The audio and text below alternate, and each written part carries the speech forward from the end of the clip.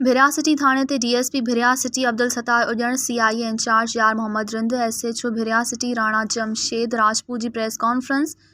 महीनो अॻु भिरिया रोड शहर मां घर अंदरि 44 लख रोक रक़म 30 तोला सोन धाड़े जा 4 मुख्य जवाबदारनि मां 2 जवाबदार धाड़ो हणी खणी वियल सामान सोन रोक रक़म समेत गिरफ़्तार करण जी दावा।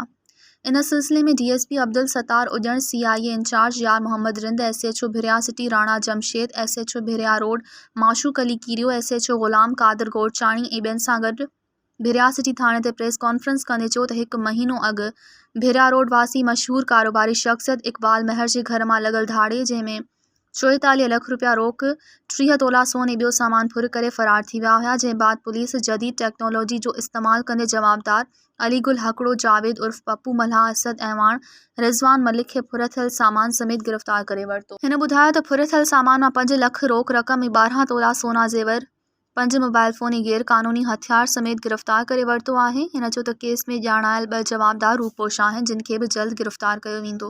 मज़ीद ख़बरनि ऐं तफ़सीलात लाइ विज़िट कयो असांजी वेबसाइट www.awamiNewsHD.com ऐं ॾिसंदा रहो अवामी न्यूज़ HD।